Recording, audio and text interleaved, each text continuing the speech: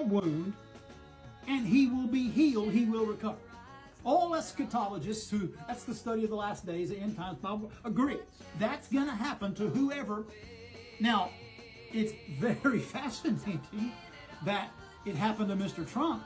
As somebody who studied formally in Bible college and seminary under some excellent New Testament professors, I can definitely say that I disagree with the idea that people who study eschatology all agree that this is pointing towards something happening in our time period or like a Trump. Actually, people with actual educations, PhDs in the field of study, almost universally agree that Revelation 13 is referring to Nero. And here are a couple reasons why they think and why I agree that Nero is the intended target of Revelation 13.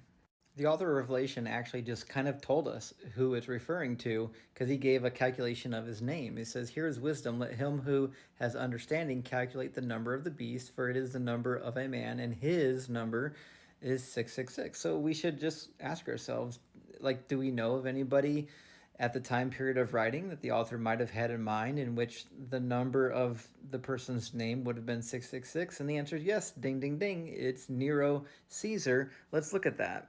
Now, if you take the nominal Greek spelling of the name Nero Caesar, it's actually Neron Caesar in Greek.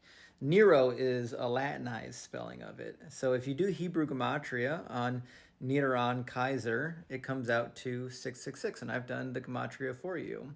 Now, what's interesting is we don't just have to rely on the Greek manuscripts, we have Latin manuscripts as well.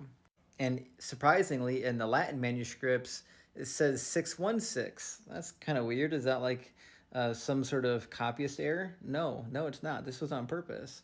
If you do the name Nero Caesar, which is the Latinized spelling of his name, you do Hebrew gematria on Nero Kaiser, it comes out to 616. And again, I've laid out the gematria for you. So isn't it funny that the Greek manuscripts using the Greek spelling of Nero Kaiser would have been 666, but in our Latin manuscripts, where they're using the Latinized spelling of his name, it says 616. And I'm hardly the first person to notice this. Almost all commentators on the book of Revelation point this out as far back as Irenaeus. If you read book 5 of Against Heresies, Irenaeus actually talks about this. Talks about how we've got some manuscripts that have 616 and 666, and even goes on to state that there's a reason for this, and this is his hypothesis for the reason. But the fact of the matter is, we've got two manuscript traditions that both seem to agree that it was Nero Kaiser.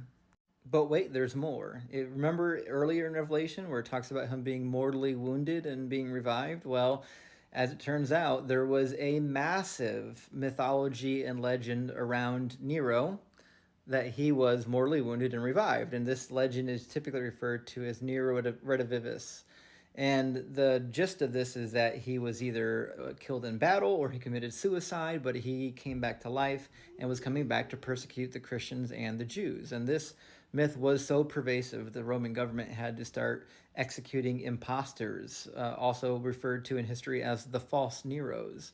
But some of them were quite successful. There was one that was so successful that Tacitus and Suetonius both write about him and talk about how this impostor convinced the Parthian army to march into Rome, believing the resurrected Nero was at their leadership, and they were going to reinstate him as the emperor. Obviously, it didn't turn out well. They got annihilated by the Romans. But the fact of the matter was, this was not like a small little myth. This was a massive, massive mythology surrounding the man named Nero. So it's not surprising that in the passage that spells out the name of Nero, we are seeing a reference to the legend of Nero's reviving. And now at this point, some of you either think I'm crazy or you want to do some follow-up reading. If you're actually curious about this and you want to do some follow-up reading, here are a couple modern commentaries that you can get on the used market or the new market or electronically that will tell you exactly what I just told you, plus a whole lot more, because I only scratched the surface on this particular topic. Of course, I would recommend the Anchor Yale Bible Commentary series.